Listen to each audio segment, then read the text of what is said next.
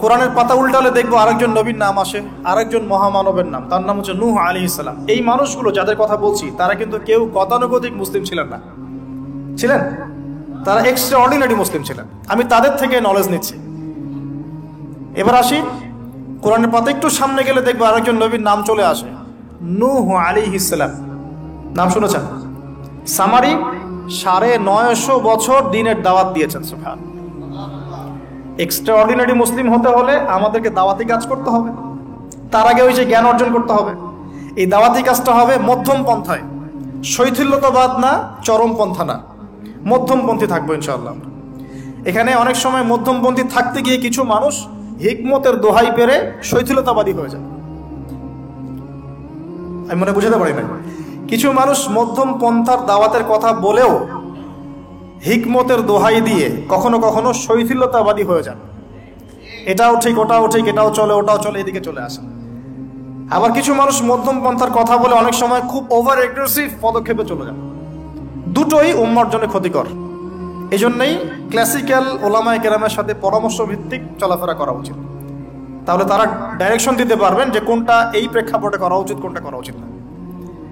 তো নূহ আলাইহিস সালামের জীবন থেকে আমরা শিখছি দাওয়াতের মেহনত করতে হবে। এটা আমি আজকেও শিখলাম নতুন করে। নিজের মধ্যেই মনে হলো যে আমার সামনে যে ভাই গাড়ি ড্রাইভ করছেন তাকে তো দুটো কথা বলতে পারতাম, কেন বললাম না? যে ইমামের পিছনে নামাজ পড়ে আসলাম তাকে তো দুটো কথা বলতে পারতাম, কেন বললাম না? বলতে পারতাম যে ইমাম সাহেব আপনি শুনুন, নবী সাল্লাল্লাহু আলাইহি ওয়াসাল্লাম বলেছেন দুনিয়ার সবচাইতে নিকৃষ্ট চোর হচ্ছে সে ব্যক্তি যে রুকু সেজদা ঠিক মতো আদায় করে না। চুরি করলে চোরের হাত কেটে ফেলতে হয়। যদি কেউ আমার ফোনটা চুরি করে, ইসলামিক লস কি বলছে? তার হাতটা কেটে ফেলতে হয়। আর নবীজি বলছেন সবচেয়ে নিকৃষ্ট চোর সে ব্যক্তি যে ব্যক্তি রুকু সেজদা ঠিক মতো আদায় করে না। তো আমরা এরকম দাওয়াতের অনেক ক্ষেত্র পাই। নিজেও ফিল করলাম যে না, আসলে মনে হয় আমি পরিপূর্ণ দায়ী হতে পারছি না। আমি তো যে বিমানে আসলাম তার কেবিন ক্রুদেরকে দাওয়াত দিতে পারতাম, অ্যাটলিস্ট শালীনতার একটা আয়াত শোনাতে পারতাম যে এই পোশাকগুলো মেয়েদের পরা উচিত নয়। যে পোশাকটা আপনি পরে আছেন, আকাশে উঠছি, সুবহানাল্লাহ, 1 সেকেন্ডের মধ্যে প্লেন ক্র্যাশ করতে পারে। Possible or not possible? 1 সেকেন্ডের মধ্যে। সেখানে আমি কিভাবে আল্লাহর জিকির বাদ দিয়ে বেহায়াপনে লিপ্ত হতে পারি? বিশ্বাস করেন, হয়তোবা আমি একটু দুর্বল মনের মানুষ কিনা জানি না, কিন্তু আমি এয়ারে উঠলে আমার সবসময় ফিকির থাকে লা ইলাহা ইল্লাল্লাহ লা হাওলা ওয়ালা কুওয়াতা ইল্লা বিল্লাহ আস্তাগফিরুল্লাহ ওয়া আতুবু ইলাইহি। মানে আমি মনে হয় যে আল্লাহ পাক ধরে রেখেছেন আমাকে, এটা ফিল করে আল্লাহ ধরে রেখেছেন বলে যেতে পারছি। ওখানে আমরা কিভাবে নগ্নতা প্রদর্শনী করতে পারি, কিভাবে করতে পারি? তো দাওয়াতের অনেক ক্ষেত্র সামনে আসে। আপনার সন্তানকে, আপনার স্ত্রীকে, আপনার প্রতিবেশীকে, ড্রাইভারকে, সবজিওয়ালাকে আমরা দাওয়াত দিতে পারি। বাট আমি মনে হচ্ছে যে আমি আসলে কথাটা বলছি বড় গলায়, আমি এখন নিজে ওটা হতে পারি নাই। আল্লাহ পাক আমাদেরকে হওয়ার তৌফিক দান করুন। নূহ আলাইহিস সালাম 950 বছর দাওয়াত দিয়েছেন। একটা খালি এক্সাম্পল দিচ্ছি। তিনি সূরা নূহের মধ্যে আল্লাহ পাক বলেছেন, নূহ আলাইহিস সালাম আল্লাহকে বলছেন রব্বি, হে আমার রব, ইন্নী দাআউতু কওমি লাইলা ওয়া নাহারা, আমি আমার এই কওমকে প্রতিদিন প্রতি রাত দাওয়াত দিয়েছি। সুবহানাল্লাহ, প্রতিদিন প্রতি রাত। আজকে এসেছি, হয়তো 2-3 মাস পরে আপনাদের এখানে আবার আসতে পারি। প্রতিদিন প্রতি রাত কিন্তু আমি দাওয়াতি কাজ করতে পারছি না, আমরা কেউই করছি না। নূহ আলাইহিস সালাম বলছেন আমি বিনা আজর, কোনো আজর ছাড়াই, কোনো স্বার্থ ছাড়াই, আল্লাহ আমি আমার কওমকে দিন রাত দাওয়াত দিয়েছি। ওয়ালাম ইয়াজিদহুম দুআই ইল্লা ফিরারা, যখনই দাওয়াত দিয়েছি আমার দাওয়াত শুনে তারা খালি পৃষ্ঠ প্রদর্শন করেছে। কেউ মাথা ঢেকে ফেলেছে, কেউ মুখ কান বন্ধ করেছে, হ্যাঁ, কেউ আমাকে পাগল বলেছে, মজনুন বলেছে। এমনকি তিনি যখন নৌকা বানাচ্ছেন আল্লাহ পাকের আদেশে, মানুষ পাশ দিয়ে হেঁটে যায় আর টিটকারি করে, কবে মরুভূমিতে নৌকা চলবে নূহ, তোমার এই নৌকা মরুভূমিতে চলবে কবে? মানুষ টিটকারি মারে। হ্যাঁ, তো এখনো দেখবেন স্ক্যাটোলজিক্যাল কথা বললে, আখিরুজ্জামানে কথা বলে অনেকেই মজা নেয়। কবে আসবে ক্যাশলেস সোসাইটি? বললাম তো চলে আসছে। কবে আসবে মালহামা? বলছি চলে আসবে। কবে আসবে বড় বড় ভূমিকম্প? আসছে, সবর করেন। তো নূহ আলাইহিস সালামের জীবন থেকে শিক্ষা আমরা দাওয়াত দিব। আমরা ফার্স্ট অফ অল জ্ঞান অর্জন করব, ক্লাসিক্যাল সিলেবাস পড়াশোনা করব, ওলামায়ে কেরামের সাথে সোহবত রাখবো এবং দাওয়াতি কাজ করবো ইনশাআল্লাহ। এবং এখানে আমরা মধ্যমপন্থী থাকবো, নট চরমপন্থা, নট শৈথিল্যতাবাদ। নূহ আলাইহিস সালামের জীবন থেকে আরো দাওয়াত, দিন রাত দাওয়াতের মেহনত করা, দিন রাত দাওয়াতের মেহনত করা। আল্লাহ পাক আমাকে আপনাদের সবাইকে তৌফিক দান করুন। কতদিন? 950 বছর। কত বছর? 950 বছর। পুরো আব্বাসীয় খেলাফত ছিল 509 বছর কি 10 বছর মেবি। পুরো আব্বাসীয় খেলাফত 510 বছরের মতো। উমাইয়াদের ছিল 93 ইয়ার্স। আমাদের নবী সাল্লাল্লাহু আলাইহি ওয়াসাল্লামের দাওয়াতের মিশন বয়স ছিল 23 বছর। 950 বছর দাওয়াত দেওয়ার পর তাফসীরের কিতাবে এসেছে 40 or 80 ফ্যামিলিজ, এই 40 বা 80টা ফ্যামিলি ইসলাম কবুল করেছে। তার মানে এখানে শিক্ষা, এক্সট্রাঅর্ডিনারি মুসলিম হতে হলে দাওয়াতের মেহনতে হতাশ হওয়া যাবে না, লেগে থাকতে হবে, লম্বা সময় ধরে দাওয়াত দিতে হবে। আল্লাহ পাক আমাকে আপনাদের সবাইকে লম্বা সময় ধরে বিশ্বে দাওয়াতি কাজ করার তৌফিক দান করুন। আর সামনে যাই। নিজের ছেলে ইসলাম কবুল করে নাই নূহ আলাইহিস সালামের, নিজের স্ত্রী ইসলাম কবুল করে নাই। তার মানে আমাদের ফ্যামিলিগুলো এমন হতে পারে যে ফ্যামিলি নিজের ছেলের কথা শুনছে না, নিজের স্ত্রী কথা শুনছে না। পরোয়া করতে হবে না, তাদের পরোয়া করতে হবে না, শুধু দাওয়াত দিতে হবে। সেই অবস্থা লূত আলাইহিস সালামেরও, তারও স্ত্রী ইসলাম কবুল করছে না। আল্লাহ পাক তাদেরকে ধ্বংস করেছেন। নূহ আলাইহিস সালাম লূত আলাইহিস সালামকে উদ্ধার করেছেন। তো এখানে আমরা আমাদের দিনী বোনদেরকে রিকোয়েস্ট করব, আপনারা সবাই আপনাদের ফ্যামিলিতে খাদিজা রাদিয়াল্লাহু আনহা, আয়েশা রাদিয়াল্লাহু আনহা রোল প্লে করেন। নূহ আলাইহিস সালাম আর লূত আলাইহিস সালামের স্ত্রী রোল প্লে করবেন না। আনফরচুনেটলি এখনকার যে বিজি সিটিজগুলো, মানে যেগুলো আমরা বলি বস্তুবাদী শহরগুলো, ফ্যামিলিগুলো দিন দিন ক্রাশ করছে। সম্পর্কের টানাপোড়া, বিচ্ছেদ, ডিভোর্সড, আকীদা আদর্শের মিল নাই। স্বামী ইসলাম প্র্যাকটিস করলে স্ত্রীর সমস্যা, স্ত্রী প্র্যাকটিস করলে স্বামীর সমস্যা। এই প্রবলেমসগুলো আমাদেরকে সলভ করতে হবে। আল্লাহ পাক আমাদেরকে সবর করার তৌফিক দান করুন। পারিবারিক তালিমটা খুব বেশি ইম্পর্টেন্ট। পরিবারের তালিম চালু করা উচিত। পরিবারে কোরআন এবং হাদিসের কিতাবগুলো থেকে দার্সের ব্যবস্থা করা উচিত এবং সপরিবারেই ওলামায়ে কেরামদের সাথে পরামর্শ করে চলা উচিত। ইনশাআল্লাহ ভালো হবে। আল্লাহ পাক তৌফিক দান করুন। আমি নূহ আলাইহিস সালামের আরেকটা কথা বলে শেষ করি। শেষে যখন নৌকা ডুবছে, তিনি তার ছেলেকে তখনও পিতৃস্নেহে ডাকছেন, নৌকায় আসো বাবা। ছেলে বলছে যে আমি পাহাড়ে উঠে যাব, ইয়াসিমুনি মিনাল মা, এই পাহাড় আমাকে পানি থেকে বাঁচাবে। নূহ আলাইহিস সালাম বলছেন, আল্লাহ তুমি আমার ছেলেকে বাঁচাও, ইন্নাহু মিন আহলি, সে আমার পরিবারের একজন। আমরা বলি না আমাদের সন্তানদের ক্ষেত্রে, আল্লাহ পাক বলছেন লাইসা মিন আহলিক, সে তোমার পরিবারের কেউ না। এখানে একটু হার্ড লাইনে যেতে হবে আমাদেরকে। অনেক সময় আমরা আমাদের ফ্যামিলির মধ্যে এমন কিছু মানুষকে পাই যারা টোটালি ইসলামকে ডিসকারেজ করেন, অস্বীকার করেন, নাস্তিকতায় লিপ্ত থাকেন, ইসলামের বেসিক ফান্ডামেন্টালগুলোকে ডিনাই করেন। এই ব্যাপারে কঠোর হওয়া উচিত। আল্লাহ পাক আমাদেরকে বোঝার তৌফিক দান করুন। পাতা উল্টালে এরপর একজন নবীর নাম আসে না, আসে একজন নেতার নাম। মুসা আলাইহিস সালামকে আল্লাহ পাক একটা বিজয় অভিযান দিয়েছিলেন বাইতুল মাকদাস, অনেকে বলেন মাকদিস, আমাদের দি স্টেট অফ ইসরায়েল যেটা দখল করে আছে আর কি। এটা নিয়ে তো অনেক বলেছি আগে, আজকে আর বলছি না। পৃথিবীতে সবচেয়ে বড় জালেম সভ্যতা যদি কেউ থেকে থাকে, এটা সেটা।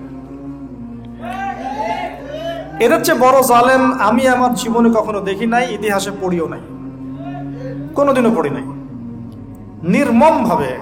নির্মমভাবে দিনের পর দিন, মাসের পর মাস নয়, বছরের পর বছর নির্যাতনের স্টিম রোলার চালাচ্ছে। বিশ্ববাসী তাকিয়ে তাকিয়ে দেখছে, কারো কিচ্ছু বলার নাই, যেন কারো কিচ্ছু করার নাই।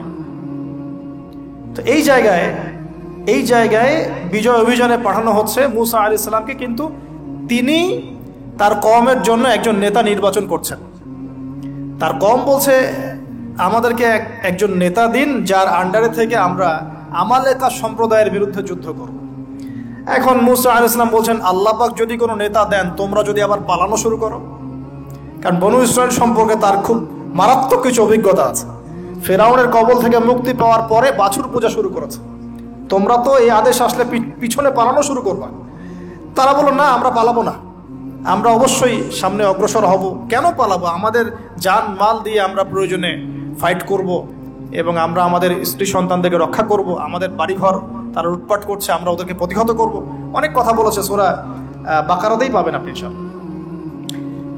তো আল্লাহ রাব্বুল আলামিন একজন ব্যক্তিকে সেখানে নেতৃত্ব দিলেন, তার নাম তালুত। কি নাম ভাইয়া? তালুত। এবং তালুতের আন্ডারে যুদ্ধ করছেন একজন ছোট বলছি কারণ তখন তার বয়স 12 থেকে 14 বছর। তিনি পরবর্তীতে নবী হয়েছেন, তার নাম দাউদ আলাইহিস সালাম। তো এই তালুত সম্পর্কে কি নসিহত, কেন এক্সট্রাঅর্ডিনারি মুসলিম হওয়ার সাথে কি সম্পর্ক? কোরআনের পাতা উল্টালে তালুত সম্পর্কে দুটো কথা পাওয়া যায়। বনু ইসরাইল বলছেন যে তালুত নেতৃত্বের যোগ্য নয়, তার তো সম্পদ নাই, তার তো খ্যাতি নাই। আমরা তো এটাই বলি, নেতৃত্ব কখন আসে? খ্যাতি আছে আপনার, আপনি নেতা হওয়ার যোগ্য, সম্পদ আছে, আপনি নেতা হওয়ার যোগ্য। আমাদের থটসটা এরকম, এটা বনু ইসরাইলের ইহুদিদের থটস, ঠিক আছে? কিন্তু আল্লাহ পাক বলছেন, সূরা বাকারাতে আছে যে আল্লাহ রাব্বুল আলামিন তাকে দিয়েছেন বাসতাতান ফিল জিসমি ওয়াল ইলম। তালুতকে আমি নেতৃত্ব দিয়েছি কারণ তালুতকে আমি আল্লাহ দুটো নেয়ামত দিয়েছি। এক হচ্ছে শারীরিক ফিজিক্যাল শক্তি এবং সুস্থতা এবং জ্ঞানের প্রজ্ঞার পারদর্শিতা। তাহলে নেতৃত্বের দুটো গুণ পেলাম, প্রজ্ঞা, জ্ঞান এবং শারীরিক সুস্থতা, শক্তি। এক্সট্রাঅর্ডিনারি মুসলিম হতে হলে আমাদের সবাইকে সুস্থ থাকতে হবে, ফিজিক্যালি স্ট্রং থাকতে হবে। এটার জন্য এখনকার লাইফস্টাইল ত্যাগ করতে হবে। You have to change your food habits and lifestyle. আমাদেরকে এক্সট্রাঅর্ডিনারি মুসলিম হতে হলে অবশ্যই ফিজিক্যালি ফিট থাকতে হবে। তালুতকে আল্লাহ পাক ফিটনেস দিয়েছেন, আর ফিটনেস কিভাবে আমরা রক্ষা করব আমরা বুঝবো। এটা খাওয়ার দাওয়ার, ঘুমানো, স্পেশালি ঘুমানো, ঘুম থেকে ওঠা, ফজরের পরের জগিং, প্রয়োজনে জিম এবং ফুড হ্যাবিট চেঞ্জ করা। রাসূল সাল্লাল্লাহু আলাইহি ওয়াসাল্লামের প্রফেটিক লাইফস্টাইল ফলো করলে ইনশাআল্লাহ আমরা সুস্থ থাকবো। আল্লাহ পাক আমাদের সবাইকে, আমি সহ আপনাদের সবাইকে আল্লাহ পাক সুস্থতার নিয়ামত দান করুন এবং আল্লাহ পাক আমাদের সবাইকে দীর্ঘ নেক হায়াত দারাজ করুন। এই হায়াতকে আল্লাহর দ্বীনের জন্য ব্যয় করার তৌফিক দান করুন। আরেকটা হচ্ছে ইলম, আবারও জ্ঞানের কথা আসলো। তালুতকে আমি জ্ঞান দিয়েছি। ইউতাল হিকমা, আল্লাহ পাক বলছেন যে ওয়ামা ইউতাল হিকমাতা ফাকাদ উতিয়া খায়রান কাসীরা। যাকে প্রজ্ঞা দেয়া হয়েছে তাকে প্রচুর প্রচুর প্রচুর কল্যাণ দেয়া হয়েছে। সুবহানাল্লাহ। পাতা উল্টাই সামনে যাই, এক্সট্রাঅর্ডিনারি মুসলিম ছিলেন আরেকজন, তার নাম হচ্ছেন দাউদ আলাইহিস সালাম, যিনি তালুতের বাহিনীতে যুদ্ধ করছেন। আমালেকা সম্প্রদায়ের মধ্যে অনেক বিশাল দেহি কিছু মানুষ ছিলেন, তার মধ্যে একজনের নাম জালুত। ওই জালুত নাকি একাই 100 জনের সাথে লড়াই করতে পারত। তো তালুত যখন নদী পার হচ্ছে তখন বলেছিল যে কেউ পানি খাবে না, শুধুমাত্র 1 ঢোক পানি খেতে পারবে। যে ব্যক্তি পানি খাবে ফালাইসা মিন্নি, সে আমার কিন্তু অন্তর্ভুক্ত হতে পারবে না। তাফসিরে আসছে মাত্র 313 জন সৈন্য পানি না খেয়ে থাকতে পেরেছে।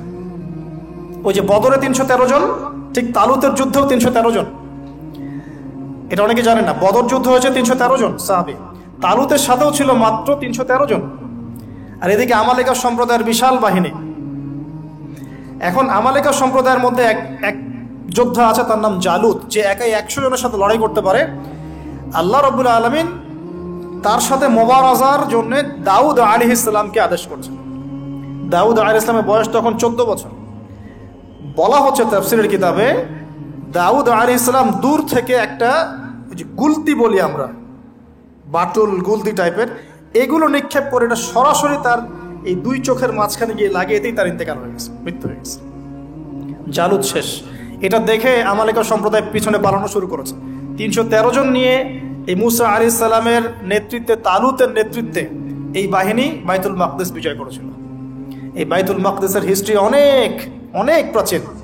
এরা তো এখানকার নতুন আবর্জনা, এরা এখানকার নতুন নব্য আবর্জনা, কারণ এর হিস্ট্রি অনেক লম্বা, অনেক লম্বা। এর হিস্ট্রি এত লম্বা যেটা নিয়ে একটা কিতাবই লেখা যায়, যে জেরুজালেমের হিস্ট্রি, এই ইতিহাস পড়ে দেখেন। তো যাই হোক, এখন দাউদ আলাইহিস সালাম থেকে আমাদের কি শিক্ষা আছে একটু দেখি। আমরা এক্সট্রাঅর্ডিনারি মুসলিম হতে হলে কি করতে হবে?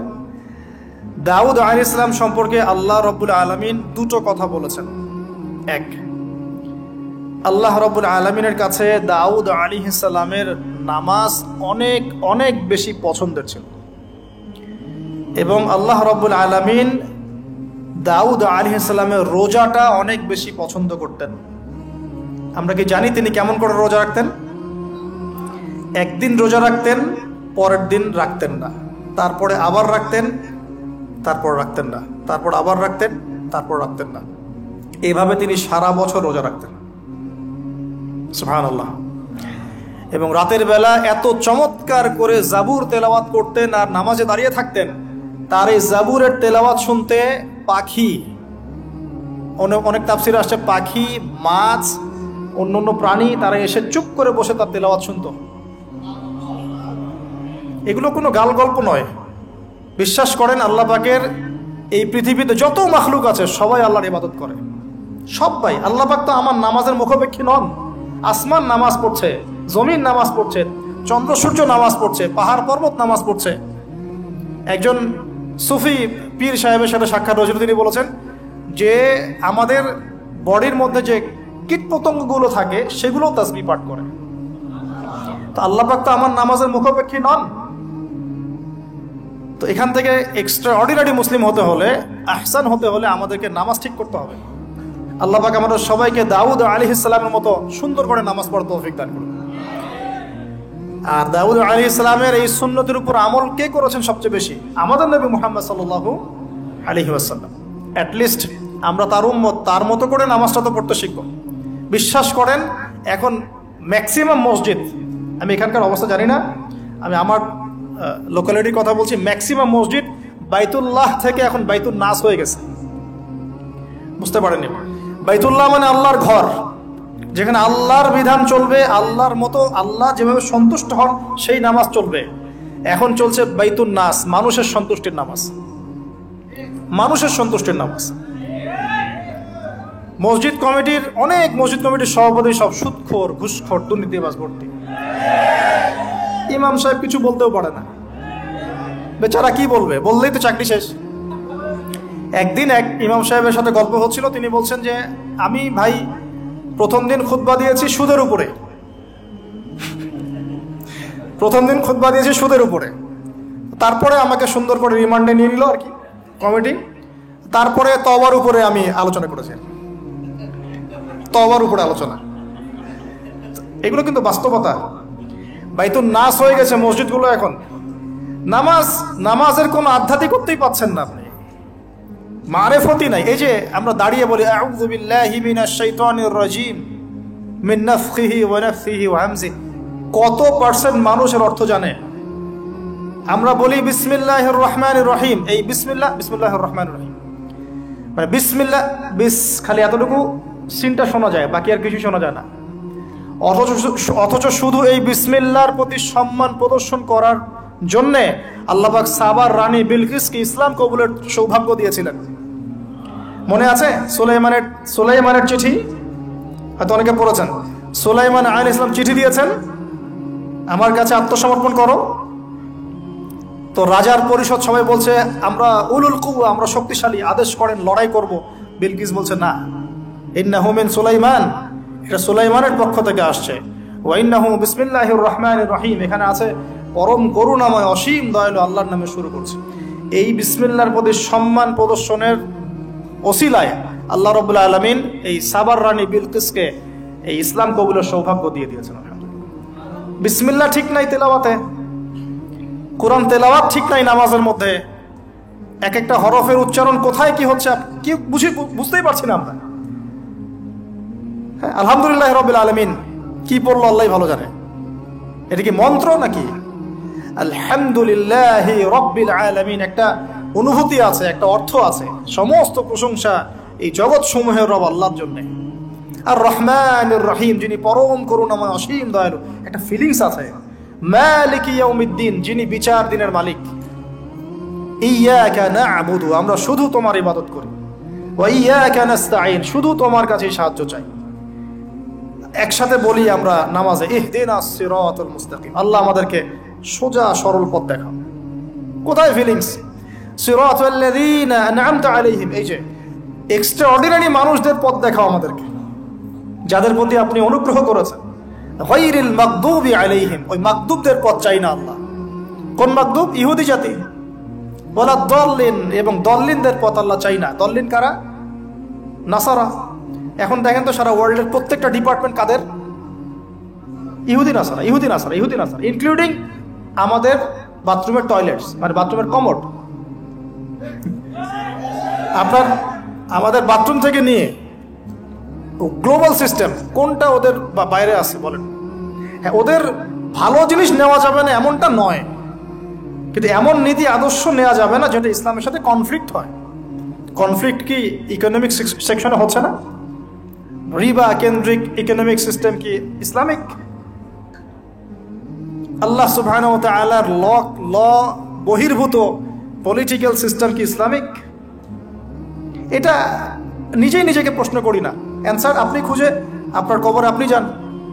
কেউ কারোর সাথে লড়াই করছি না। এখন দেখুন, এই যে সূরা ফাতিহা অর্থ বুঝলাম না, আরেকটা সূরা পড়ে গেলাম কুল হুয়াল্লাহু আহাদ। কি কুল হুয়াল্লাহু আহাদ মানে কি? এটা উচ্চারণই বা কেমন করে করতে হয়?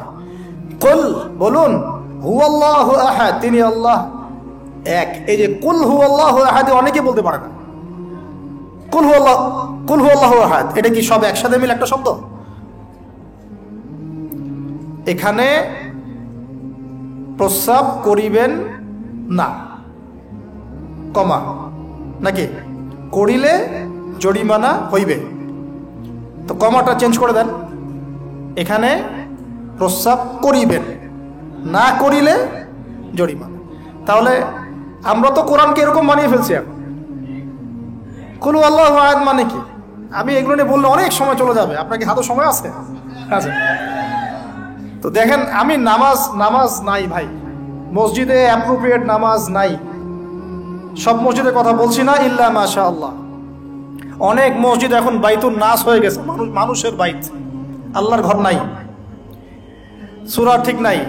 এরপরে রুকু, এই যে রুকু করলাম, রুকুতে গিয়ে একটা বার সুবহানা রাব্বিয়াল আযীম বলারই সময় পাওয়া যাচ্ছে না।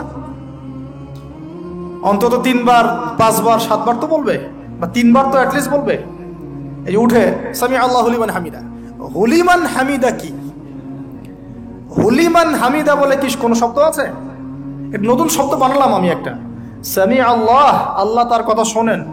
লিমান হামিদা, যে তার কথা, যে আল্লাহর প্রশংসা করে। সামি আল্লাহ, আল্লাহ তার কথা শোনেন। লিমান হামিদাহু, যে তার প্রশংসা করে। একটা অর্থ আছে তো, সামি আল্লাহ হুলিমান হামিদা। হুলিমান হামিদা মানে কি? প্রতিটা জায়গায় সমস্যা, প্রতিটা জায়গায় সমস্যা। নামাজ, এখানে আমি একটা কথা বলতে ভিতরে চলে আসি। নামাজের আমাদের তাজকিয়া উঠে যাচ্ছে, আধ্যাত্মিকত্ব পাচ্ছেন না। আপনি নামাজ নিজে পড়ে নিজে ফিল হচ্ছেন আপনি নামাজ পড়েছেন। সেজদায় গেলেন, সেজদা মনে হচ্ছে ব্যায়াম, টাপাস টাপাস। মাঝখানে বসারও সময় নাই, মাঝখানে বসে যে একটু দোয়া পড়তে হয়, আল্লাহুম্মা গফিরলি ওয়ারহামনি, কত চমৎকার দোয়া। আল্লাহুম্মা গফিরলি, আল্লাহ আমাকে মাফ করে দাও। ওয়ারহামনি, আল্লাহ আমাকে রহম করো। ওয়াফিনি, আমাকে নিরাপত্তা দান করো। ওয়ারযুকনি, আমাকে রিজিক দান করো। এই তো দোয়া। নামাজের দোয়া বাদ দিয়ে নামাজের পরে লম্বা দোয়া। হ্যাঁ, নামাজের মূল দোয়াই নাই। আর আমাদের বাংলাদেশে কিছু গ্রাম আছে, ওখানে আবার দোয়া নিয়ে যে মারামারি আর ক্যাচাল। এক একজন বিড়ি ফ্যাক্টরির মালিক, বিড়ি ফ্যাক্টরি, তামাক ফ্যাক্টরি, ওরা মসজিদে গন্ডগোল করে, দোয়া হাত তুলে করবে না করবে না। মানে বাদ দেন, আল্লাহ হেফাজত করুন আমাদেরকে। আল্লাহ আমাদেরকে পরিপূর্ণরূপে নামাজ পড়ার তৌফিক দান। নামাজের প্রত্যেকটা বিষয় বুঝে বুঝে পড়লে এত মজা লাগে, এত স্বাদ লাগে, আপনি নামাজে ডুবে যাবেন। আর নবী সাল্লাল্লাহু আলাইহি ওয়াসাল্লাম কিভাবে সারা রাত নামাজ পড়তেন, মানে রাতের একটা লম্বা অংশ কেমন করে নামাজ পড়তে পারতেন? কারণ তিনি তো ফিল করতেন কি পড়তেছেন। তার তো ক্লান্তি লাগতো না। তার পা কখন ফুলে গেছে তার টেরি নাই, টেরি পাচ্ছেন না তিনি। কেন সাহাবীদের পা থেকে তীর খোলা যেত? কারণ নামাজে দাঁড়িয়ে তারা ডুবে গেছেন আল্লাহর মধ্যে। আল্লাহ আল্লাহ, এটা তো বললে অনেকে আকীদার প্রশ্ন তুলবে। আসলে আল্লাহ পাকের সাথে আমি বিলীন হয়ে যাচ্ছে এখানে। এই বিলীন মানে কি? শারীরিক বিলীন। আমার মনন আল্লাহর প্রতি নিবদ্ধ হয়ে যাচ্ছে। এই তো নামাজ। এই নামাজ নামাজ মেরাজুল মুমিন বলে না, আল্লাহর মুমিনদের জন্য মেরাজ, নামাজটাই তো মুমিনদের জন্য মেরাজ। তো মেরাজ মানে কি? সাক্ষাৎ, দেখা সাক্ষাৎ। তা আমাদের নামাজে তো আল্লাহর কোনো ফিলিংসই আসছে না। সেজদা করছে, সেজদায় নবীজি বলেছেন বেশি বেশি দোয়া করো, কারণ সেজদায় যে দোয়াটাই করবা কবুল হয়ে যাবে ইনশাআল্লাহ। তো সেজদায় তাসবিহ পড়ারই টাইম পাচ্ছি না, দোয়া করবো কখন? একটা দোয়া করতে গিয়ে দেখলাম ইমাম সাহেব তাশাহুদ শুরু করে দিয়েছে, আর আমি তাশাহুদ ধরতে গিয়ে দেখলাম তাশাহুদ শেষ করতে করতে সালাম শেষ, আমার দরুদ শরীফ বাকি আছে। তো ওই জন্য বিশ্বাস করেন আমি নামাজটা আবার দৌড়ায় পড়ে আসছি, মাগরিবের নামাজ। ছোট ভাইকে নিয়ে বললাম পাশে দাঁড়া, নামাজ হয় নাই। কেন হয় নাই? রুকু সেজদা করতে পারি নাই। নামাজ হবে কিভাবে? এক ওয়াক্ত নামাজ চলে গেল, এই এক ওয়াক্ত নামাজ কি আমার জীবন আবার ফিরে আসবে কিনা? আর আপনারাই বলেন তো, কিয়ামতের মাঠে সবচেয়ে প্রথম কোন আমলের হিসাব হবে? আমার এই বড় বড় কথা, দিন কায়েম, জিহাদ, এই সেই, হাবি জাবি, অনেক বড় বড় কথা, নামাজ ঠিক নাই, কি হবে? ফায়দা আছে কোনো? এই জিনিসটা যদি আমাদের সমাজ থেকে আস্তে আস্তে বিদায় নিতে থাকে তাহলে তো সমস্যা। আল্লাহ পাক আমাদের সবাইকে পরিপূর্ণ নামাজি হওয়ার তৌফিক দান করুন। একটা কথা বলতে গিয়ে অনেক ভিতরে চলে আসলাম। দাউদ আলাইহিস সালামের নামাজ আল্লাহর কাছে অনেক প্রিয় ছিল, আর তার সওম রোজা আল্লাহর কাছে অনেক প্রিয় ছিল। আমাদের সবাইকে আল্লাহ পাক এই মহামানবের জীবন থেকে নামাজ শেখার তৌফিক দান করুন, রোজা রাখার তৌফিক দান করুন। এবং কোরআন, তিনি জাবুর তেলাওয়াত করতেন, এত মধুর সুরে তেলাওয়াত করতেন, পাখি এসে তার তেলাওয়াত শুনতো, মাছ এসে তেলাওয়াত শুনতো। আমাদের তেলাওয়াত তো মাশাআল্লাহ করলে মানুষ বিরক্ত হচ্ছে, আমাদের তেলাওয়াত শুনে মানুষ বিরক্ত হচ্ছে।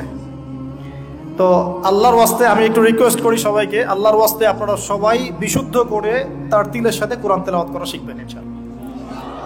1 বছর সময় লাগে লাগুক, 2 বছর লাগে লাগুক, 3 বছর লাগে লাগুক, এর কোনো শেষ নাই। চমৎকার করে, সুন্দর করে, মাধুর্যের সাথে কোরআন তেলাওয়াত করা শিখুন। আল্লাহ পাক আমাদের সবাইকে ডেইলি অন্তত 1 পারা করে তেলাওয়াত করার তৌফিক দান করুন। এতে ইনশাআল্লাহ জীবনে বরকত হবে, হায়াতে বরকত হবে, রিজিকে বরকত হবে, আল্লাহর সাথে কানেকশন থাকবে, কোরআনের সাথে আপনার সম্পর্ক থাকবে। কোরআন কাল কিয়ামতে আপনার পক্ষে সাক্ষী দিবে। আল কোরআন হুজ্জাতুল লাকা ওয়া আলাইক, কোরআন আপনার পক্ষে সাক্ষী দিবে বা বিপক্ষে সাক্ষী দিবে। আল্লাহ রাসূল বলেন লা হাসাদা ইল্লা ইসনাতাইন, 2 জন ব্যক্তি ছাড়া কারো প্রতি ঈর্ষা করা জায়েজ নাই। এক, রাজুলুন আতাহুল্লাহুল কোরআন, এমন একজন ব্যক্তি যাকে আল্লাহ পাক কোরআন দিয়েছেন, সুবহানাল্লাহ। ইয়াকুমু বিহি আনা আল-লাইল ওয়া আনা আন-নাহার, যে কোরআন কেন্দ্রিক, সে দিনের বেলা আমল করে, রাতে তাহাজ্জুদের নামাজ পড়ে।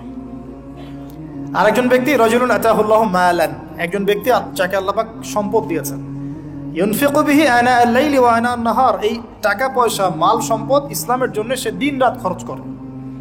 এই 2 ব্যক্তি ছাড়া অন্য কারোর প্রতি ঈর্ষা করা যায় না। আর এগুলো হাদিস তো অনেক শুনেছেন, প্রত্যেক হরফে 10 নেকি করে পাবেন। কোরআন আপনার পক্ষে সাক্ষী দিবে। সূরা বাকারা, যে ঘরে তেলাওয়াত করা হয় সূরা বাকারা, শয়তান সেই ঘর থেকে দূর দূর করে পালিয়ে যাবে। সূরা আলী ইমরানের শেষের 10 আয়াত মুখস্থ করবেন, সূরা বাকারার শেষের 3টা আয়াত মুখস্থ করবেন, সূরা হাশরের শেষের 3-4টা আয়াত মুখস্থ করবেন, সূরা কাহাফের প্রথম 10টা আয়াত মুখস্থ করবেন, সূরা কাহাফের শেষের 10টা আয়াত মুখস্থ করবেন। এরকম অনেকগুলো সূরা আছে, সূরা ফালাক, নাস, ইখলাস, সূরা ফালাক, নাস, ইখলাস, কাফিরুন ইত্যাদি। নামাজ শেষ করব? আচ্ছা, ওকে, আমি গুটিয়ে নিচ্ছি ইনশাআল্লাহ। তো আমরা দাউদ আলাইহিস সালামের কথা শুনলাম, আরেকজন মহামানব। আর কয়েকজনের কথা জাস্ট সংক্ষিপ্ত করে টাচ করে শেষ করে দিচ্ছি। তার ছেলে সুলাইমান আলাইহিস সালাম, নাম শুনেছি তো? আল্লাহ পাক তাকে জিন জাতির উপর কর্তৃত্ব দিয়েছিলেন, বাতাসের উপর কর্তৃত্ব, তার আংটিতে, তার লাঠি, সিংহাসন, এক কথায় তাকে আল্লাহ পাক এত বড় রাজত্ব দিয়েছেন যেটা আল্লাহ পাক এর আগেও কাউকে দেন নাই, পরেও কাউকে দেন নাই। এখান থেকে আমরা শিখছি শক্তিশালী মুসলিম হওয়ার একটা নাসিহাত, শক্তিশালী মুসলিম হওয়া। তো আমাদের সবাইকে শক্তিশালী মুসলিম হওয়ার চেষ্টা করতে হবে, আল্লাহ পাক তৌফিক দান করুন। এই শক্তি গেইন করার চেষ্টা করতে হবে, আল্লাহ পাক তৌফিক দান করুন। দুর্বল মুমিনের চাইতে শক্তিশালী মুমিন আল্লাহর কাছে বেশি পছন্দের। এখানে ইসলামের শক্তি আমরা দেখতে পাচ্ছি। আরো সামনে যাই, পাতা উল্টাই, দেখবেন একজন অত্যন্ত অপূর্ব সুন্দর, আমাদের মুরাদ ভাইয়ের মতো, অপূর্ব সুন্দর একজন মহামানবের কথা আছে, ইউসুফ আলাইহিস সালাম। আমরা সূরা ইউসুফ পড়তে শিখি নাই এখনো। আমরা সবাই মনে করি সূরা ইউসুফ মানে হচ্ছে ইউসুফ জুলাইখার প্রেম কাহিনী, আমরা এটাই মনে করি। সূরা ইউসুফকে আল্লাহ পাক সবচেয়ে শ্রেষ্ঠ উপন্যাস বলেছেন, আহসানুল কসাস। একটু গভীরভাবে পড়ে দেখবেন অর্থগুলো। এটা ইউসুফ জুলাইখার প্রেম কাহিনী নয়, এটা ইউসুফ আলাইহিস সালামের সাথে তার বাবার মহব্বতের কাহিনী। সুবহানাল্লাহ। এটা পিতা আর সন্তানের মহব্বতের কাহিনী। এত মহব্বত যে সন্তান 20 বছর আগে হারিয়ে গেছে, যে সন্তান কূপ থেকে রাজপ্রাসাদে, রাজপ্রাসাদ থেকে জেলখানায়, জেলখানা থেকে আবার মিশরের গভর্নমেন্ট মানে পলিটিক্যাল পাওয়ার এসেছেন, বাবা কিন্তু এটা জানেন না। কিন্তু সন্তান যখন একটা জামা পাঠিয়ে দিচ্ছে, জামা, এই কমিজটা নিয়ে যাও আমার বাবার চোখে দিও, বাবা দৃষ্টি ফিরে পাবে। ওই কমিজ নিয়ে যখন কিছু মানুষ আসছে তার বাসার সামনে, তিনি বলছেন, ইন্নী লাআজিদু রিহা ইউসুফ, আমি আল্লাহর কসম ইউসুফের গন্ধ পাচ্ছি। এটা মারা বুঝতে পারবেন, সন্তানের গন্ধ পাওয়া যায়। বাবারা বুঝবো, সন্তান মায়েদের আমাদের ছেলে মেয়েদের গন্ধ আমরা বুঝি, এটা আমার ছেলের গন্ধ, এটা মেয়ের গন্ধ। ইউসুফ আলাইহিস সালামের কামিজ আসছে 1200 মাইল দূর থেকে, আরো বেশি বা কম হবে, আর এখানে তার বাবা গন্ধ পাচ্ছেন। মহব্বত, এই কথাটা, এই আয়াতটা আসলেই চোখ দিয়ে পানি বের হয়ে যাবে। ইন্নী লাআজিদু রিহা ইউসুফ, আমি ইউসুফের গন্ধ পাচ্ছি। আর মানুষ বলছে আপনি পাগল হয়ে গেছেন, কতদিন আগে ইউসুফ চলে গেল, আপনি ইউসুফের কথা বলতে বলতে বলতে বলতে চোখ অন্ধ করে ফেললেন কাঁদতে কাঁদতে, এখন বলছেন যে ইউসুফের গন্ধ পাচ্ছেন। সুবহানাল্লাহ। তো সূরা ইউসুফ পিতা আর সন্তানের প্রেম কাহিনী, মহব্বতের কাহিনী, ট্র্যাজেডি লাইফের। ভাইদের ষড়যন্ত্রে চলে গেলেন কূপে, কূপ থেকে রাজপ্রাসাদে, রাজপ্রাসাদ থেকে জেলখানায়। জেনার আহ্বান করছে তাকে, তিনি বলছেন মাআযাল্লাহ, আমি আল্লাহর কাছে আশ্রয় প্রার্থনা করছি। এখানে আমরা সূরা ইউসুফ পড়তে গিয়ে ইউসুফ আলাইহিস সালামের বাহ্যিক সৌন্দর্য নিয়ে কথা বলি, তার চরিত্র তার বাহ্যিক সৌন্দর্যের চেয়ে অনেক বেশি সুন্দর। সূরা ইউসুফ আলাইহিস সালামের এই যে জেনা থেকে মুক্ত থাকার শিক্ষা, এটা যদি আমাদের যুব সমাজ নিতে পারে, ইনশাআল্লাহ অর্ধেক কাজ হয়ে যাবে ইনশাআল্লাহ। কত পার্সেন্ট যুবক আছে বলেন দেখি, একটু অনেস্টলি বলেন, সূরা ইউসুফ আলাইহিস সালামের মতো এরকম তাকওয়া, পরহেজগারিতা, জেনা মুক্ত জীবন যেমন করতে পারে। আমরা তো আরো ইচ্ছা করে প্রেম করি, অ্যাফেয়ার করি, রেপ করি, এই করি সেই করি। আর তাকে অফার করা হচ্ছে সম্ভ্রান্ত পরিবারের একজন রাজার স্ত্রী। ক্বালাত হাইতা লাক ক্বালা মাআযাল্লাহ। তাহলে এই মহামানব জীবন থেকে শিক্ষা আছে। আরেকটা বিষয় আছে, রুইয়াল হক, এখানে সত্য স্বপ্নের কথা আছে। তাই যারা বেশি পরহেজগার হবেন, আপনারা কিন্তু সত্য স্বপ্ন দেখবেন এবং স্বপ্নের সত্যতা ডিনাই করবেন না। শেষ জামানায় মুমিনের স্বপ্ন বেশি বেশি সত্য হবে। যদি সত্য স্বপ্ন দেখেন, ভালো স্বপ্ন দেখেন, প্রিয়জন কোনো প্রিয় মানুষকে বলবেন। যদি দুঃস্বপ্ন দেখেন, খারাপ স্বপ্ন দেখেন, কাউকে বলতে যাবেন না। এখানে পড়লে আপনি দেখবেন কাফেরের স্বপ্ন সত্যি হয়েছে। আরেকটা স্ট্র্যাটেজি আছে সূরা ইউসুফে, এর আগে একটা লেকচারে বলেছিলাম। ইউসুফ আলাইহিস সালাম এমন অর্থনৈতিক পরিকল্পনা গ্রহণ করেছিলেন যার ফলশ্রুতিতে মিশরের লক্ষ লক্ষ মানুষ দুর্ভিক্ষ থেকে বেঁচে গেছে। সুবহানাল্লাহ। তাহলে এখনকার আমাদের পারিবারিক ক্ষেত্রেই হোক, সোশ্যাল বা ওয়ার্ল্ড অ্যাফেয়ার্সই হোক, ওই ইকোনমিক পলিসি যদি লঞ্চ করা যায়, ইনশাআল্লাহ তাআলা দেখবেন জনগণ না খেয়ে মরবে না। আর এই কথাটা আমি সবাইকে বোঝাতে পারি, বাংলাদেশের মানুষকে বোঝাতে পারি না। কারণ ইউসুফ আলাইহিস সালাম এখানে 7 বছর মেয়াদি একটা পরিকল্পনা নিয়েছেন। অপচয় করো না, যতটুকুতে কাজ হয়ে যায় এতটুকু ব্যবহার করো, বাকিটা সেভ করো। দুর্ভিক্ষ সামনে আসছে, তখন ইনশাল্লাহ বেঁচে যাবে তোমরা। তাহলে সূরা ইউসুফ থেকে আমরা শিখলাম কি? রুইয়াল হক, সত্য স্বপ্ন, ক্যারেক্টার। আমরা শিখলাম এখানে চরিত্র পবিত্র রাখার ব্যাপার। শিখলাম পারিবারিক বাবা সন্তানের মহব্বত। এক্সট্রাঅর্ডিনারি মুসলিম হতে হলে এগুলো দরকার আছে। একটু সামনে যান, একজন ব্যক্তির নাম বলছি, ইউনুস আলাইহিস সালাম। নাম শুনেছেন কিনা? আমরা সবাই জানি তিনি মাছের পেটে ছিলেন। কেন ছিলেন এটা অনেকে জানি না। কেন? তিনি আল্লাহ পাক তাকে ওই পরীক্ষায় ফেলেছেন, 3 দিন 3 রাত মাছের পেটে। তখন তিনি কি দোয়া করছেন? লা ইলাহা ইল্লা আনতা সুবহানাকা ইন্নী কুনতু মিনাজ জালিমিন। আল্লাহ পাক বলছেন সূরা সফাতের মধ্যে তিনি যদি এই দোয়াটা না পড়তেন লালাবিসা ফি বাতনিহি ইলা ইয়াউমি ইউবআসুন, কিয়ামত পর্যন্ত তিনি মাছের পেটে থাকতেন। নাউজুবিল্লাহ। তাহলে এখান থেকে আমরা শিখলাম জীবনে অনেক চড়াই উতরাই আসবে, সবর করতে হবে। দাওয়াতের মেহনতে সবর করতে হবে।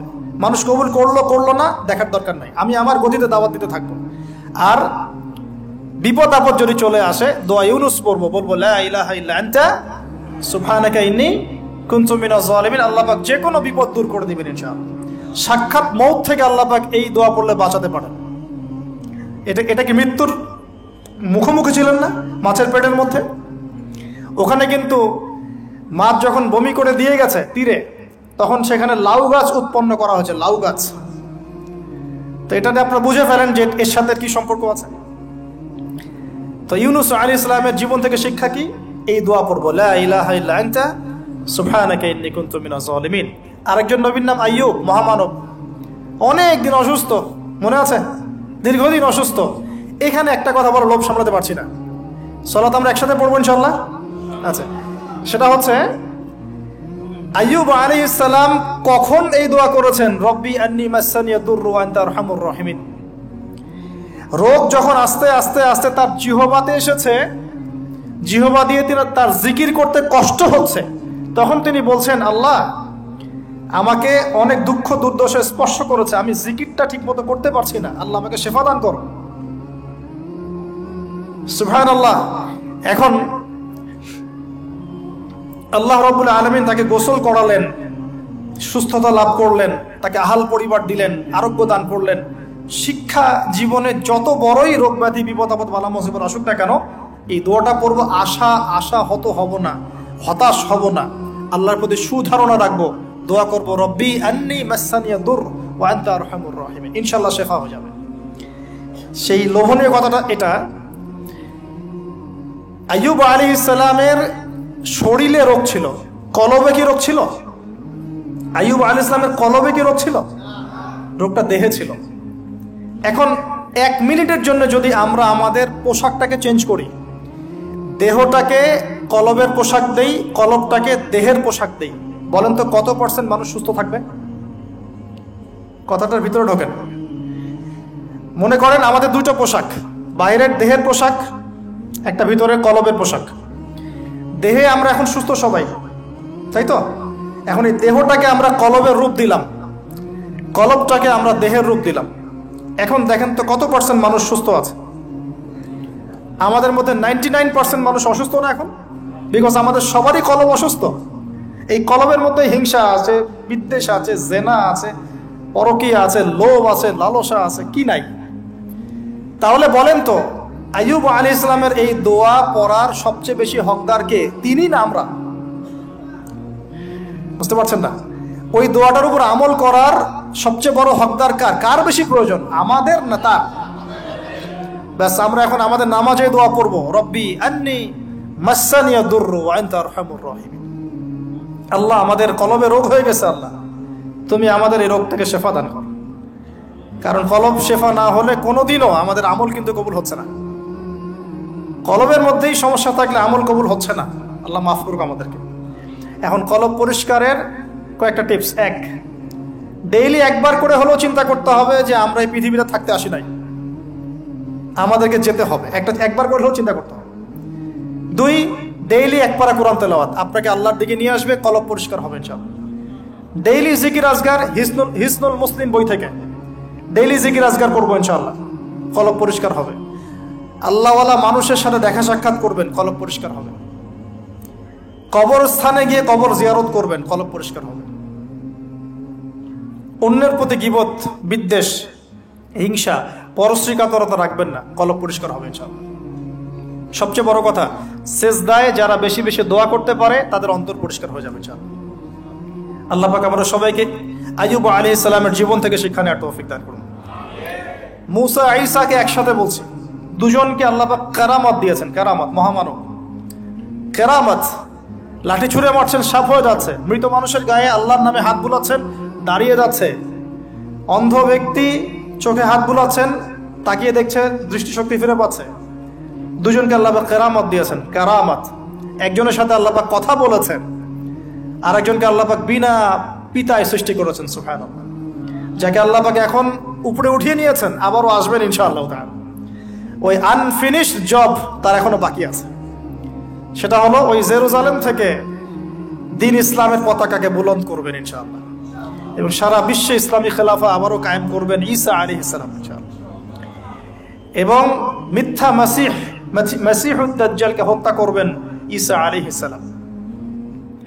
তার আগ পর্যন্ত জিউসদের সময়, এর আগ পর্যন্ত ওদের সময় তারা লম্ফ জম্প জুলুম নির্যাতন করতে থাকবে, এটাই হবে তাদের শেষ ধ্বংসের পরিণতি। এরপরে তারা কখনোই পৃথিবীর বুকে মাথা তুলে দাঁড়াতে পারবে না ইনশাআল্লাহ।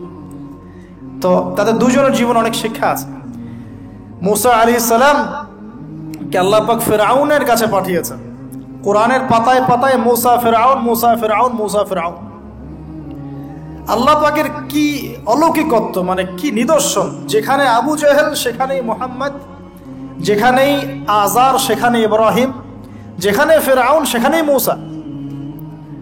তাহলে এই যুগেও যেখানেই যত বেশি করাপশন, যত বেশি অন্যায় অবিচার, সেখানে তত বড় মুমিনের জন্ম হবে ইনশাআল্লাহ। তো আল্লাহর পক্ষ থেকে নবুয়ত পাওয়ার পরে তিনি দোয়া করছেন, আল্লাহ আমার এত সাহস নাই, শক্তি নাই, আল্লাহ আমি দুর্বল। তার মধ্যে একজন মানুষ আমার এক থাপ্পড়ে মারা গেছে ওদের ওখানে, মনে আছে? থাপ্পড়ে না, সরি, ঘুষি ফাওয়াকাযাহু ফাকাদা আলাইহি, এক ঘুষি দিয়েছেন।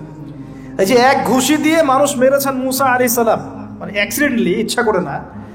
এটা থেকেই ওই যে চাইনিজ মার্শাল আর্ট শুরু হয়েছে, এক ঘুষিতে মানুষ মারা যায়। বিশ্বাস করছে না? এই যে টেকনিক, এক ঘুষিতেও মানুষের মৃত্যু হতে পারে, এমন স্পট আছে মানুষের দেহে। এখান থেকে শিল্প গড়ে উঠেছে, মার্শাল আর্টস গড়ে উঠেছে না? তো মুসা আলাইহিস সালাম বলছেন, আল্লাহ আমার এই সমস্যা। আল্লাহ বলছেন এই দোয়া করো, রব্বিশ রাহলি সদরি। আমরা কি দোয়া করবো তাহলে? রব্বিশ রাহলি সদরি, আল্লাহ আমার এই কলিজাটা বড় করে দাও। মানে আমার কলিজা বড় করো মানে কি? সাহস বাড়িয়ে দাও। দিনের দাওয়াত দেওয়ার জন্য কি লাগে? সাহস। আমার সাহস বাড়িয়ে দাও। একজন আলেম বলেছিলেন 3টা জিনিস লাগে, জ্ঞান, সাহস, ধৈর্য। দিনের দাওয়াত দিতে এবং দিন বিজয় করতে 3টা জিনিস লাগবে, জ্ঞান, সাহস, ধৈর্য। এবং সেই আলেম আপনাদের খুব পরিচিত একজন, তার নাম বলছি না এখন। হে আল্লাহ, আমার বক্ষকে প্রশস্ত করো, ওয়াসসিরলি আমরি, আমার কাজকে সহজ করে দাও। আমার কাজ সহজ নয়, কাজটা সহজ করে দাও। ওয়াহলুল উকদাতাম মিন লিসানি, আমার জড়তা আছে জিহ্বায়, দূর করে দাও। ইয়াফকাহু কওলি, যাতে করে আমার কথা মানুষ বুঝতে পারে। ডক্টর জাকির নায়েক এই দোয়াটার উপর খুব বেশি আমল করেন। আপনারা কি দেখেছেন না লেকচারে?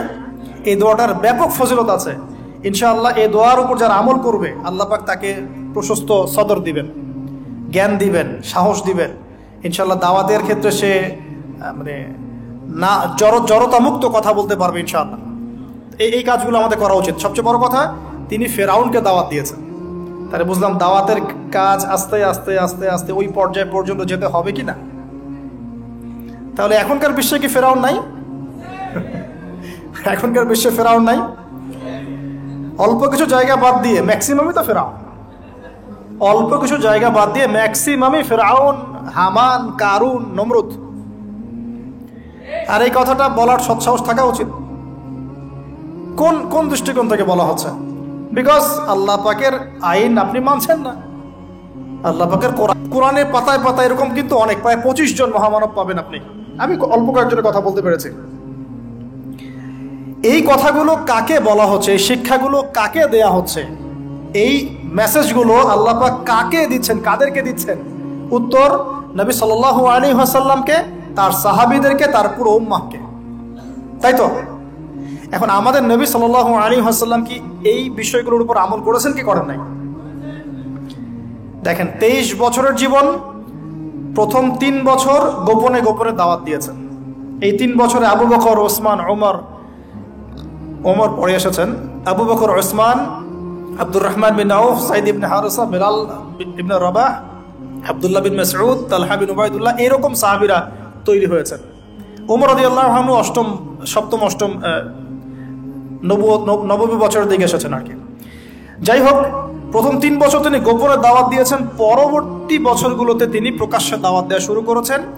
যখনই প্রকাশ্যে দাওয়াত দিয়েছেন, সমাজের মানুষ তাকে নির্মমভাবে অত্যাচার করেছে। তাকে সারা জীবনে 15টা গালি খেতে হয়েছে, তাকে 16 বার হত্যা করার চেষ্টা করা হয়েছে। এক পর্যায়ে সাহাবীদেরকে নির্যাতন সহ্য করতে করতে আবিসিনিয়ায়, হাবাসায় হিজরত করতে হয়েছে। আমার কাছে তো মালয়েশিয়া একটা আবিসিনিয়া মনে হয়। এখন সবাই একটা সেফ জোন হিসেবে এখানে হিজরত করছেন, ইসলামিক পরিবেশ হিসেবে। মাথায় আমরাও এগুলো নিয়ে চলি। যদি কখনো দেখি যে আর কিছুই করার নাই, তো ভাই আমার জন্য একটা জায়গা করে দিয়ে ঠিক আছে। কিন্তু আমি বড় স্বপ্ন দেখি, আমরা ফাইট করতে চাই। আমরা ফাইট মানে কুস্তি লড়তে চাই না, আমরা আদর্শ দিয়ে লড়াই করতে চাই, সমাজ পরিবর্তন করতে চাই। ব্যক্তি পর্যায়ক্রমে ব্যক্তি, পরিবার, সমাজ, এক পর্যায়ে ইনশাআল্লাহ আমরা এমপি মন্ত্রীদেরকে দাওয়াত দিব। তারা যদি ইসলাম কবুল করেন, কালিমার পতাকার ছায়াতলে আসেন, তারাই থাকবেন সম্মানিত ইনশাআল্লাহ। নবী সাল্লাল্লাহু আলাইহি ওয়াসাল্লাম কি ক্ষমতা চেয়ে নিয়েছেন? বরং আবু জেহেলকে দাওয়াত দিয়েছেন, তুমি ইসলাম কবুল করো, তুমি ক্ষমতায় থাকবে, কোনো সমস্যা নেই। আবু লাহাব, তুমি ইসলাম কবুল করো। উতবা, সাইবা, রাবিয়া, তোমরা ইসলাম কবুল করো। তারা করে নাই বলেই তো বদর হলো। তারপরে সমাজ পরিবর্তন, একটা হাদিস আমাকে প্রেরণা যোগায়, সেটা হলো নবীজি বলছেন, তোমাদের সামনে এমন যুগ আসছে, জামানা সবরিন, কঠিন সবরের জামানা। ওই যে বলেছে অনেকদিন আগে, ঈমান ধরে রাখাটা হাতের মধ্যে আগুন ধরে রাখার মতো হবে।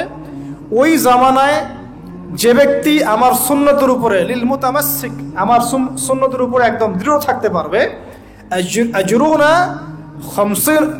আজরুনা খামসিনা শাহীদাম মিনকুম, তোমাদের মধ্যে 50 জন শহীদ সাহাবীর নেকি পাবে ইনশাআল্লাহ। এই জন্য আমরা মাঠে ময়দানে কাজ করছি। করতে করতে করতে করতে যদি কখনো দেখা যায় যে না, আর পসিবল হচ্ছে না, কোনোভাবেই সম্ভব হচ্ছে না, সেক্ষেত্রে এরকম আবিসিনিয়ার মতো জায়গাগুলোতে চলে আসা ছাড়া কোনো অপশন নাই। তো আপনারা তো মাশাআল্লাহ ভালো পরিবেশে আছেন। এই পরিবেশে সাহাবীরা হিজরত করেছিলেন, ঠিক আছে। বাদশাহ নাজাশী খ্রিস্টান শাসক ছিলেন, মুসলিম ছিলেন না। তারপরেও তিনি তার রাজ্যের মধ্যে ন্যায় বিচার প্রতিষ্ঠা করেছিলেন। আর এখনকার মুসলিমদের কাছে ন্যায় বিচার পাওয়া যাচ্ছে না। আল্লাহ পাক আমাদেরকে হেফাজত করুন। এরপরে টার্নিং পয়েন্ট, মদিনা থেকে কিছু যুবক সাহাবী আসেন, আসাদ বিন জুরারাহ রাদিয়াল্লাহু আনহুর নেতৃত্বে। তারপরে তারা ফিরে যান, পরের বছর 12 জনকে নিয়ে আসেন, তারপরের বছর আসেন 75 জনকে নিয়ে। এরপরে বায়াতে আকবায়ে কুবরা হয়। বায়াত একটা বিষয় আছে ইসলামে, এটা তো উঠেই যাচ্ছে আস্তে আস্তে। এটা নিয়ে নিচ্ছে কিছু ভণ্ড পীর সাহেব, তাই না? কিন্তু অরিজিনালি কিন্তু ইসলামে একটা বায়াতের ব্যাপার আছে। তো নবী সাল্লাল্লাহু আলাইহি ওয়াসাল্লাম সেটা নিয়েছেন। নেয়ার পরে আল্লাহ পাক তাকে আদেশ করেছেন মদিনায় হিজরত কর। তখন তিনি মদিনায় হিজরত করে সেখানে গিয়ে মদিনা সনদ করা, মসজিদ নববী নির্মাণ করা, তারপরে ইহুদিদের সাথে চুক্তি করা, একটা রাষ্ট্র যেভাবে ফাংশন করে সব সেখানে হলো। তারপরে সামরিক অভিযান শুরু হলো আস্তে আস্তে। এই করতে করতে কিছু সারিয়া হলো, সারিয়া সাইফিল বাহর, সারিয়া আবওয়া, সারিয়া বুয়াত, এরকম অনেকগুলো সারিয়া হওয়ার পরে এক পর্যায়ে বদর যুদ্ধ হয়েছে। সরাসরি প্রথম বদর হয়নি, কিন্তু বদর যুদ্ধ জয়লাভ, পরে উহুদের যুদ্ধ পরের বছর, এই যুদ্ধের সাময়িক বিপর্যয়। তারপরে খন্দকে বাইন মানে ওরা কিন্তু ফিরে চলে গেল, আমাদের কোনো ক্ষতি করতে পারলো না।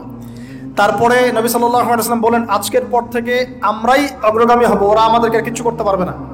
এরপরে সামরিক অভিযান বাড়লো, দাওয়াতের মেহনত বাড়লো, আস্তে আস্তে আস্তে আস্তে মাশাআল্লাহ মাত্র 8 বছর 8 বছরের ব্যবধানে নবী সাল্লাল্লাহু আলাইহি ওয়াসাল্লাম প্রায় বিনা যুদ্ধে মক্কা জয় করলেন।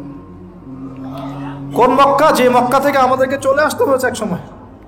ইসলাম এভাবে বিজয় লাভ করেছে। আর আমাদের জন্য নবী সাল্লাল্লাহু আলাইহি ওয়াসাল্লামের এই মহামানবের জীবনেই হচ্ছে উসওয়াতুল হাসানা। আমাদের জন্য কিন্তু আগেকার মহামানবরা উসওয়াতুল হাসানা নন, যাদের কথা আমরা আলোচনা করলাম, তাদের থেকে আমরা শিক্ষা নিচ্ছি। কিন্তু আমাদের উসওয়াতুল হাসানা হচ্ছেন নবী সাল্লাল্লাহু আলাইহি ওয়াসাল্লাম। তার এই সিরাত, তার এই জীবনী পড়লে আমরা আমাদের ব্যক্তি জীবন, দাওয়াতের জীবন, পারিবারিক জীবন, কখন কি করতে হবে, এই পুরো বিষয়টা আমরা খুব ভালো করে আয়ত্ত করতে পারব। আল্লাহ রাব্বুল আলামিন আমাদের সবাইকে নবী সাল্লাল্লাহু আলাইহি ওয়াসাল্লামের জীবন থেকে শিক্ষা নেওয়ার তৌফিক দান করুন।